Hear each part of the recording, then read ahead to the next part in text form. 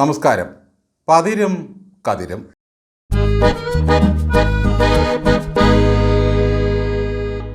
പോത്തു മാനം നോക്കുമ്പോൾ ആൾ അഭിമാനം നോക്കണമെന്നൊരു പഴഞ്ചൊല്ലുണ്ട്. മാനവും അഭിമാനവും നഷ്ടപ്പെടുത്തിയ ഡിവൈഎഫ്ഐയുടെ 10 വർഷങ്ങളാണ് കഴിഞ്ഞു പോയത്. പിണറായി വിജയൻ്റെ ആകാശ കുസുമത്തിൽ നിന്നും ഇങ്ങ് നിലത്ത് വന്നപ്പോഴാണ് ഡിഫിക്കാരന് കാര്യം മനസ്സിലായത്.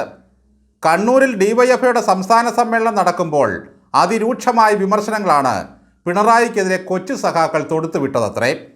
കഴിഞ്ഞ 10 വർഷം പിണറായി വിജയൻ്റെ വാലായിരുന്നു ഡിവൈഎഫ്ഐ എന്നാണ് അവരുടെ സ്വയം വിമർശനം. മേലനങ്ങാതെ നെയ്മുറ്റിയ പ്രസ്ഥാനമായി മാറിയിരുന്നു ഡിവൈഎഫ്ഐ. ആകെ അവർക്ക് മേലനങ്ങാൻ അവസരം കിട്ടിയത് നവകേരള യാത്രയിൽ പിണറായി വിജയൻ്റെ ഗുണ്ടാ സംഘമായി പണിയെടുത്തപ്പോൾ മാത്രമാണ്.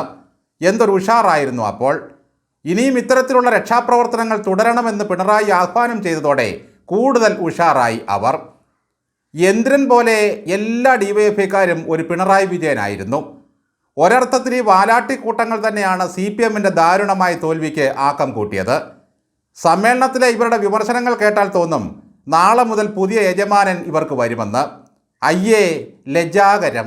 ഞങ്ങൾ കഴിഞ്ഞ 10 വർഷം പിണറായി വിജയൻ്റെ വാലായിരുന്നേ എന്ന് വിമർശനം ഉന്നയിച്ചവർ തന്നെയാണ് ഇപ്പോൾ ബോംബേറ് കേസിൽ 20 വർഷം കോടതി തടവിന് ശിക്ഷിച്ചയാളെ വൈസ് പ്രസിഡൻ്റാക്കി വിപ്ലവമുണ്ടാക്കിയത്. അന്നും ഇനിയുള്ള കാലവും CPMൻ്റെ B ടീമായി മാത്രമേ നിങ്ങൾക്ക് പ്രവർത്തിക്കാൻ കഴിയൂ. ആരുടെയോ ശാപം കിട്ടിയ പ്രസ്ഥാനമാണിത്. ചോരയിലും മാംസത്തിലും ആരോ കൈവിഷം തന്നിരിക്കുകയാണ്. പയ്യന്നൂരിലെയും തളിപ്പറമ്പിലെയും ഒക്കെ ലജ്ജാകരമായ തോൽവിയാണ് സഖാക്കളെ ഇങ്ങനൊരു സ്വയം വിമർശനത്തിന് പ്രേരിപ്പിച്ചത്. പിണറായിയുടെ മകൾക്കെതിരെ മാത്യു കുഴൽനാടൻ നിയമസഭയിൽ ആരോപണം ഉന്നയിച്ചപ്പോഴാണ് അല്പമെങ്കിലും പ്രവർത്തിക്കാൻ ഇവർക്ക് ഒരു ദിവസം അവസരം കിട്ടിയത്. ഉടൻ കുഴൽനാടൻ്റെ ഓഫീസിലേക്ക് കൊടിയും മുദ്രാവാക്യവുമായി പുറപ്പെടുകയായി. വിടുപണിയും ദാസ്യവുമല്ലാതെ നട്ടെല്ലും നെഞ്ചുറപ്പും എന്താണെന്ന് ഡിവൈഎഫ്ഐ മറന്നുപോയ 10 വർഷങ്ങളാണ് കഴിഞ്ഞു പോയത്. ഒരു യുവജന പ്രസ്ഥാനത്തിൻ്റെ ആശയങ്ങളും ചിന്താഗതികളും എന്തെന്ന് മനുഷ്യനോട് സംവദിക്കാൻ കഴിയാത്ത ഒരു വസീഫും സനോജുമാണ് ഇതിൻ്റെ നേതാക്കന്മാർ. മുഴുത്ത നേതാക്കന്മാരുടെ ധാർഷ്ട്യം അതേപടി പകർത്തുന്നവരാണ് ഇവരെല്ലാം. ലോകമാതാവിനെ ബലി കൊടുത്തുകൊണ്ട് ഒരാൾ നിയമസഭയിലെത്തി. മറ്റേ പുള്ളി ജീവിതകാലം മുഴുവൻ തുഴഞ്ഞാലും കരപറ്റുമെന്ന് തോന്നുന്നില്ല. അത്രയ്ക്കൊണ്ട് വർത്തമാനം.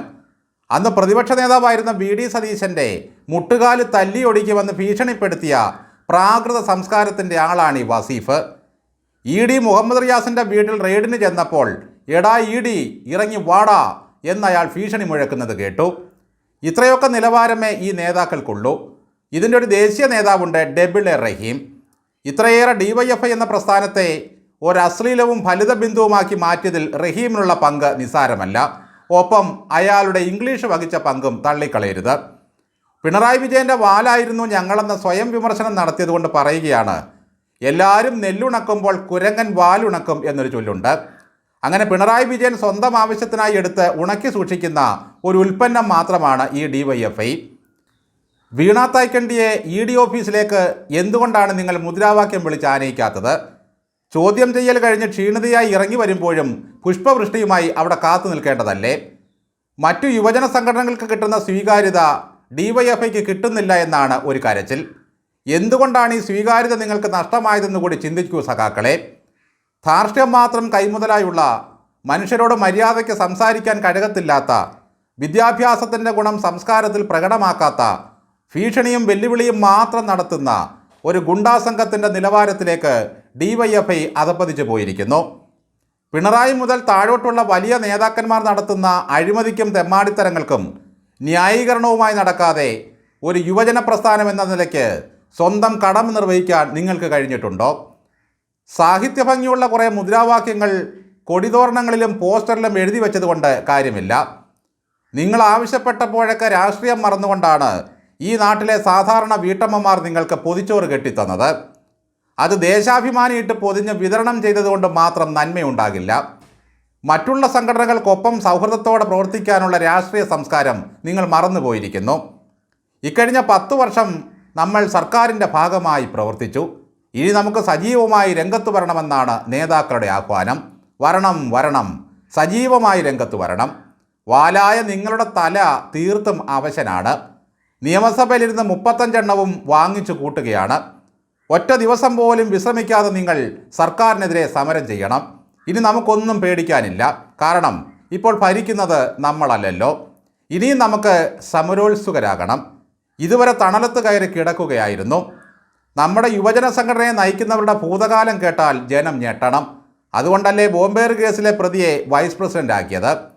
കാരായി രാജനെ MLA ആക്കിയതുപോലെ നമുക്കും ആ ചെറുപ്പക്കാരനെ നിയമസഭയിലെത്തിക്കണം. സമൂഹത്തിൽ ഭിന്നതയും വർഗീയ കലാപവും ഉണ്ടാക്കാൻ ലക്ഷ്യമിട്ടുകൊണ്ട് സ്ക്രീൻഷോട്ടുകൾ ഉണ്ടാക്കിയതിനാണല്ലോ ഒരുത്തനകത്ത് കിടക്കുന്നത്. നിങ്ങളുടെ ദേശീയ നേതാവ് അന്ന് വടകരയിൽ പോയി പ്രസംഗിച്ചത് കേട്ടാൽ മാത്രം മതി ഒരു കാലത്തും രാഷ്ട്രീയ വിശ്വാസ്യതയില്ലാത്ത ഒരു സംഘടനയാണ് നിങ്ങളെന്ന് മനസ്സിലാക്കാൻ. കുമ്പസാരക്കൂട്ടിൽ കയറി കിടക്കുകയല്ല യുവജന സംഘടനകളുടെ രാഷ്ട്രീയ ധർമ്മം. സ്വന്തം പാർട്ടി ഭരിക്കുമ്പോൾ പോലും തണ്ടല്ലുയർത്തി പേശി ദൃഢതയോടെ അനീതിക്കെതിരെ പ്രതികരിക്കാൻ കഴകത്ത് വേണം.